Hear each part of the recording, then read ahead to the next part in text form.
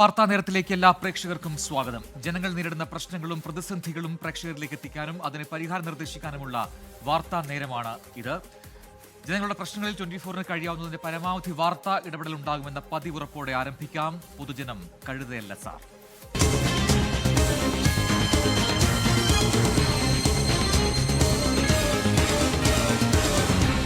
പൊതുജനം കഴുതയല്ല സാർ.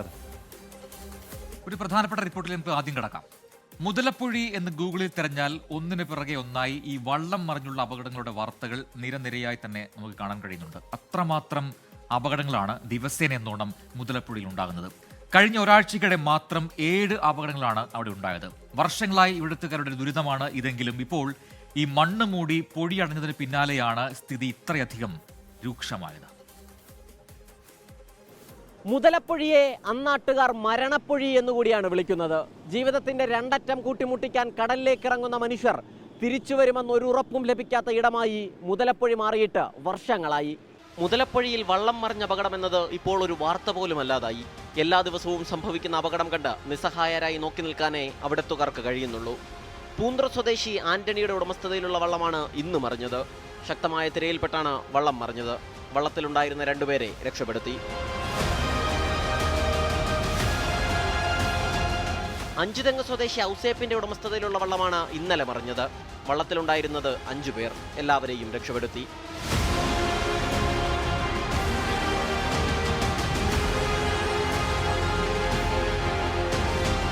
ഈ മാസം 4-നും 5-നും ഉണ്ടായി ഓരോ അപകടങ്ങൾ വീതം. അതിലും പലർക്കും പരുക്കേറ്റു.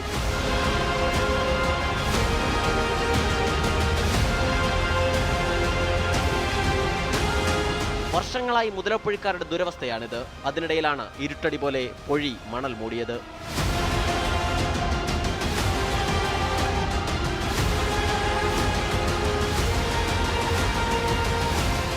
ഡ്രഡ്ജിംഗ് ആരംഭിച്ചെങ്കിലും അതും ഉദ്ദേശിച്ച ഗുണമുണ്ടായില്ല. ഇപ്പോൾ പൊഴിക്ക് മുകളിലൂടെ വെള്ളമൊഴുകുന്നത് മഴക്കാലമായതുകൊണ്ടാണ്. ഇപ്പോഴത്തെ അപകടങ്ങളുടെ കാരണം ആഴം കുറവായതെന്നാണ് വിലയിരുത്തൽ. മഴ മാറിയാൽ വീണ്ടും പൊഴി മൂടും. ഇപ്പോഴുള്ളതിനേക്കാൾ വലിയ ദുരവസ്ഥ കാത്തിരിക്കുകയാണ്. മുതലപ്പൊഴിയിൽ ഈ അടുത്തൊരു ഉദ്ഘാടന മഹാമഹം നടന്നു. മുതലപ്പൊഴി ഹാർബർ നവീകരണോദ്ഘാടനമായിരുന്നു അത്. ആദ്യം അന്നാട്ടുകാർക്ക് ഭയമില്ലാതെ ജീവിക്കാനും അന്തസ്സോടെ തൊഴിലെടുക്കാനുമുള്ള സാഹചര്യമാണ് ഒരുക്കേണ്ടത്. സലിം മാലിക്, 24, തിരുവനന്തപുരം. പൊതുജനം കഴുതയല്ല സാർ. ഇനി നമുക്ക് ഹൈറേഞ്ചിലേക്ക് പോകാം.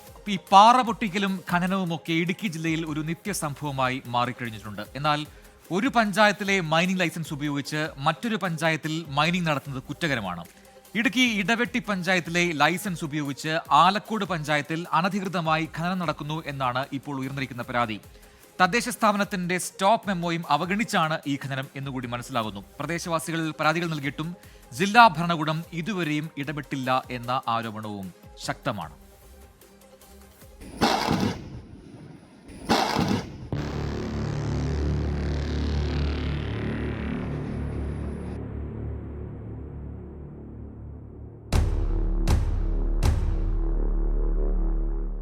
ഇടുക്കി ഇടവെട്ടി പഞ്ചായത്തിന്റെ മൈനിങ് ലൈസൻസിലാണ് മാർത്തമ ഗ്രാനൈറ്റ്സിന്റെ പ്രവർത്തനം.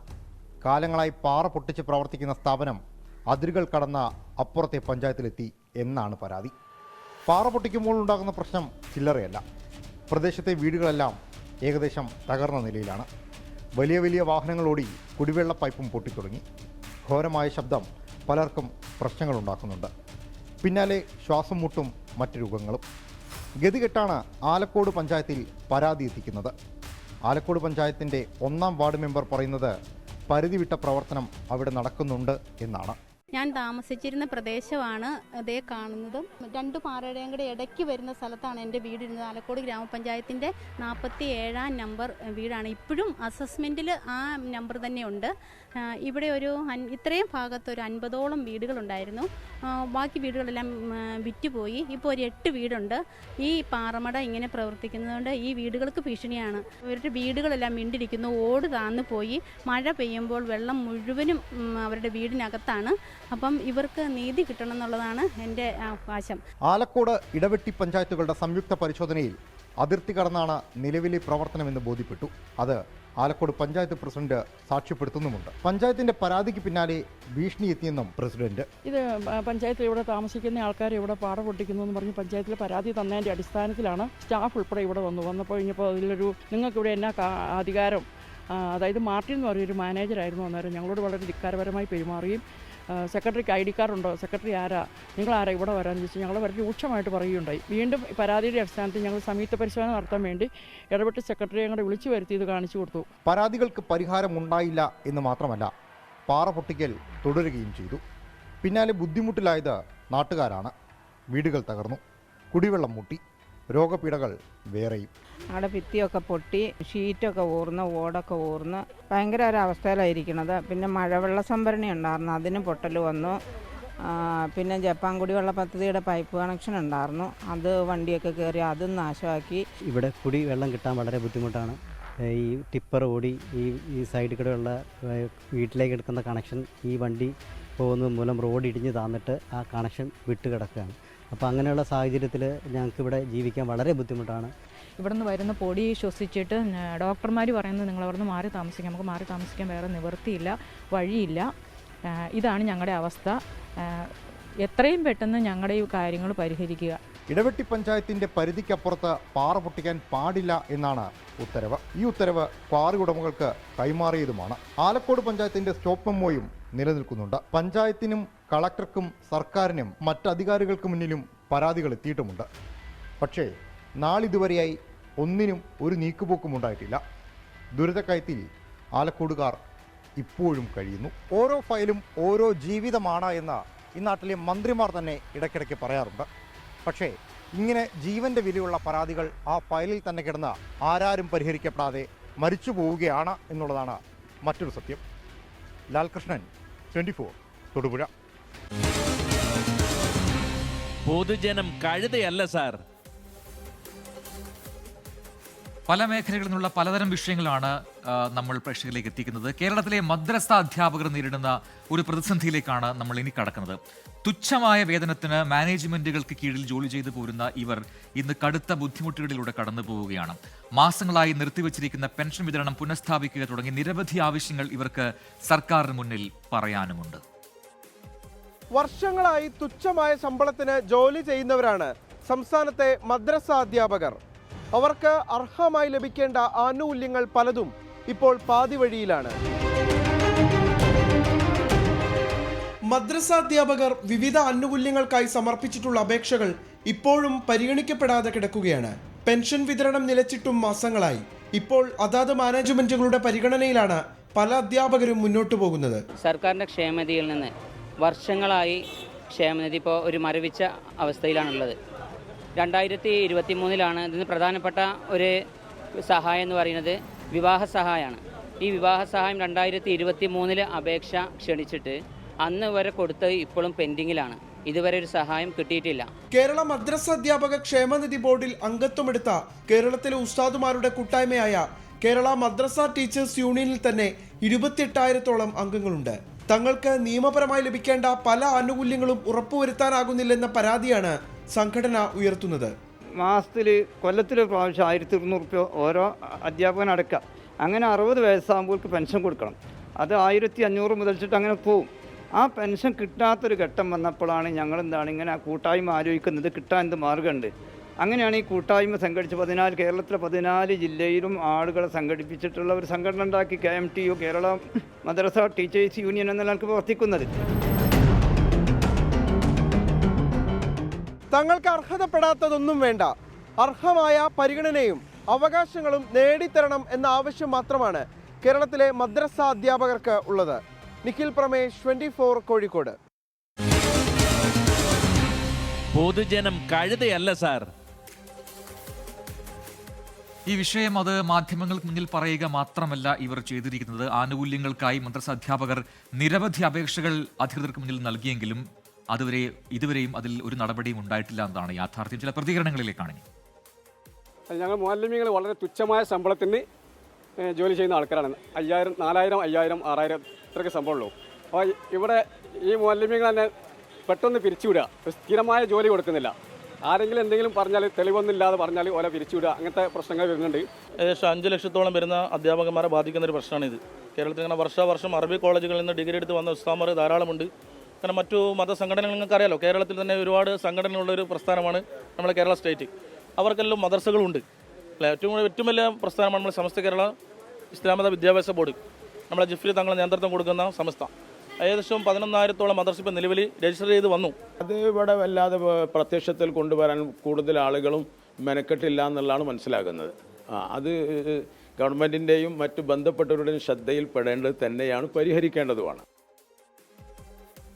ഇനി നമുക്ക് തിരുവനന്തപുരത്തേക്ക് പോവാം. തിരുവനന്തപുരം നെയ്യാറ്റിൻകര ജനറൽ ആശുപത്രിയിൽ ശസ്ത്രക്രിയകൾ മുടങ്ങി. ആശുപത്രിയിലേക്കുള്ള ശുദ്ധജല ടാങ്കിൽ കോളിഫോം ബാക്ടീരിയ കണ്ടെത്തതിനെ തുടർന്നാണ് ഓപ്പറേഷൻ തിയേറ്റർ അടച്ചത്.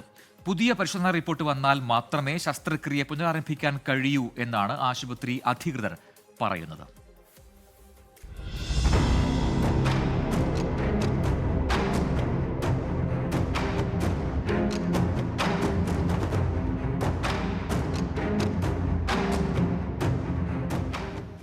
വാട്ടർ അതോറിറ്റിയുടെ പൈപ്പ് വഴിയാണ് നെയ്യാറ്റിൻകര ജനറൽ ആശുപത്രിയിലേക്ക് കുടിവെള്ളം എത്തുന്നത്. ആശുപത്രിയിൽ 30-ലേറെ ജലസംഭരണികളുമുണ്ട്. ഓപ്പറേഷൻ തിയേറ്ററിലേക്ക് കുടിവെള്ളം എത്തുന്ന ടാങ്കിലെ ജലസാമ്പിൾ പരിശോധിച്ചപ്പോഴാണ് ഉയർന്ന അളവിൽ കോളിഫാം ബാക്ടീരിയയുടെ സാന്നിധ്യം കണ്ടെത്തിയത്. ഇതോടെ ഓപ്പറേഷൻ തിയേറ്റർ അടച്ചു. നേരത്തെ തീരുമാനിച്ച 50-ലേറെ ശസ്ത്രക്രിയകൾ മാറ്റി. ഇതിൽ അടിയന്തര സാഹചര്യമുള്ളത് മറ്റ് ആശുപത്രിയിലേക്കും റഫർ ചെയ്തു. പുതിയ പരിശോധനാ റിപ്പോർട്ട് വന്നാൽ മാത്രമേ ഓപ്പറേഷൻ തിയേറ്റർ തുറന്ന് പ്രവർത്തിക്കൂവെന്ന് ആശുപത്രി സൂപ്രണ്ട് അറിയിച്ചു. നെയ്യാറ്റിൻകര ജനറൽ ആശുപത്രിയിൽ എല്ലാ മാസവും എല്ലാ ഡിപ്പാർട്ട്മെൻറ്റിലെയും വെള്ളം ടെസ്റ്റിന് അയക്കാറുണ്ട്. അങ്ങനെ ജൂൺ മാസം 17-ാം തീയതി ഓപ്പറേഷൻ തിയേറ്ററിലെ കുടിവെള്ള ടാപ്പിൽ നിന്ന് അയച്ച വെള്ളത്തിൻ്റെ റിസൾട്ട് ഇന്നലെയാണ് കിട്ടിയത്. അതിനകത്ത് കോളിഫോം ബാക്ടീരിയയുടെ സാന്നിധ്യം സ്ഥിരീകരിച്ചതിനെ തുടർന്നാണ് ഇനി ആ ടെസ്റ്റ് വീണ്ടും ഒന്നുകൂടെ ചെയ്യും. ടാങ്ക് ക്ലീൻ ചെയ്യാനുള്ള ഏർപ്പാട് ചെയ്തിട്ടുണ്ട്. ശസ്ത്രക്രിയ മുടങ്ങിയതോടെ വാട്ടർ അതോറിറ്റി ജീവനക്കാർ ആശുപത്രിയിൽ പരിശോധന നടത്തി. വെള്ളത്തിന്റെ പുതിയ സാമ്പിളുകളും ശേഖരിച്ചു. കേരള വാട്ടർ അതോറിറ്റിയുടെ പൈപ്പ് ലൈനുകളിൽ നിന്നുള്ള വെള്ളം നമ്മൾ ഇപ്പം സാമ്പിൾ എടുത്തിട്ടുണ്ട്. കൂടാതെ നമ്മൾ എല്ലാ കൊടുക്കുന്ന വെള്ളം നമ്മൾ ടെസ്റ്റ് ചെയ്ത് ഉറപ്പുവരുത്തിയിട്ടാണ് നമ്മൾ വെള്ളം കൊടുക്കുന്നത് തന്നെ. അപ്പം അന്ന് വാട്ടർ അതോറിറ്റിയുടെ ഭാഗത്തുനിന്ന് വീഴ്ചകളൊന്നും ഉണ്ടായിട്ടില്ല. നമ്മൾ കൊടുക്കുന്ന വെള്ളത്തിൽ വ്യക്തമായ ക്ലോറിൻ കണ്ടന്റും ഒക്കെ ഉള്ളത് തന്നെയാണ്. ജലസംഭരണിയുടെ ശുചീകരണം 3 മാസത്തിലൊരിക്കൽ നടത്താറുണ്ടെന്നാണ് ആശുപത്രി അധികൃതരുടെ വാദം. വെള്ളത്തിൽ കോളിഫാം ബാക്ടീരിയ എത്തിയത് എങ്ങനെയെന്ന് പരിശോധിക്കുമെന്ന് ആരോഗ്യവകുപ്പും അറിയിച്ചു. 24 തിരുവനന്തപുരം. പൊതുജനം കഴുതയല്ല സാർ. പൊതുജനം കഴുതല സാർ എന്ന പരിപാടി തുടരുകയാണ്. ഇപ്പോൾ ലഭിക്കുന്ന ഒരു വാർത്തയിലേക്ക്. കണ്ണൂർ കൂട്ടുപുഴ ചെക്ക് പോസ്റ്റിൽ പോലീസ് പരിശോധനയ്ക്കിടെ യുവാവ് പുഴയിൽ ചാടി. കാറ് പരിശോധനയ്ക്കിടെയാണ് യുവാവ് ഓടി പുഴയിലേക്ക് ചാടിയത്. ഫയർഫോഴ്സും പോലീസും തെരച്ചിൽ തുടരുകയാണ്. അരുൺ പൂപ്പറമ്പ കണ്ണൂരിൽ നിന്ന് ചേരുന്നു കൂടുതൽ വിവരങ്ങളുമായി. അരുൺ, താമരശ്ശേരിയിൽ സമാനമായ ഒരു സംഭവം ഉണ്ടായതാണ്. അന്ന് കൊക്കയിലേക്ക് എടുത്തു ചാടിയിരുന്ന ഒരു യുവാവ് ഇതേപോലൊരു പരിശോധന സമയത്താണ് അങ്ങനെ യുവാവ് കൊക്കയിലേക്ക് ചാടിയത്. ഇപ്പോൾ പുഴയിലേക്ക് ചാടുകയായിരുന്നു. എന്താണ് നമുക്ക് മനസ്സിലാക്കാൻ കഴിയുന്ന കാര്യങ്ങൾ? ഇപ്പോഴും തെരച്ചിൽ തുടരുകയാണോ?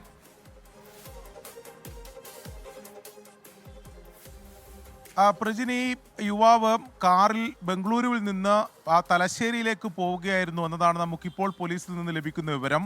ആ യുവാവിനൊപ്പം മറ്റ് 2 സുഹൃത്തുക്കൾ കൂടി ഉണ്ടായിരുന്നു. ഇവർ ബംഗളൂരുവിൽ നിന്ന് ഈ തലശ്ശേരിയിലേക്ക് പോകുന്നതിനിടെ ഈ കൂട്ടുപുഴ ചെക്ക് പോസ്റ്റിൽ ഇവരുടെ വാഹനം പോലീസ് പരിശോധിക്കുകയാണ്. ഈ പരിശോധിക്കുന്നതിനിടെ ഇവരെ 3 പേരോടും വാഹനത്തിൽ നിന്ന് കാറിൽ നിന്ന് പുറത്തിറങ്ങാൻ പറഞ്ഞു. അങ്ങനെ 3 പേരും പുറത്തിറങ്ങി. ഈ തലശ്ശേരി സ്വദേശിയായിട്ടുള്ള റഹീം എന്ന് പറയുന്ന യുവാവായിരുന്നു ഈ കാർ ഓടിച്ചിരുന്നത്. ഇവർ 3 പേരും പുറത്തിറങ്ങിയതിന് ശേഷം ഇവരുടെ ദേഹ പരിശോധന ആരംഭിച്ചു. പോലീസ് മറ്റ് 2 പേരുടെയും ദേഹ പരിശോധിക്കുന്നതിനിടെയാണ് പെട്ടെന്ന് ഈ റഹീം അവിടെ നിന്ന് ഓടി മാറിയത്. ഈ ചെക്ക് പോസ്റ്റ് തൊട്ട് സമീപം തന്നെ കൂട്ടുപുഴ പാലമാണ്, അതിൻ്റെ താഴെ പുഴയാണ്. ഇയാൾ ഈ പാലത്തിൽ നിന്ന് താഴെ ആ പുഴയിലേക്ക് എടുത്ത് ചാടുകയായിരുന്നു. പുഴയിൽ അത്യാവശ്യം ഇപ്പോൾ ഈ ജലനിരപ്പും അതോടൊപ്പം തന്നെ ഒഴുക്കുമുള്ള സമയമാണ്. അങ്ങനെ യുവാവിനെ കാണാതായി.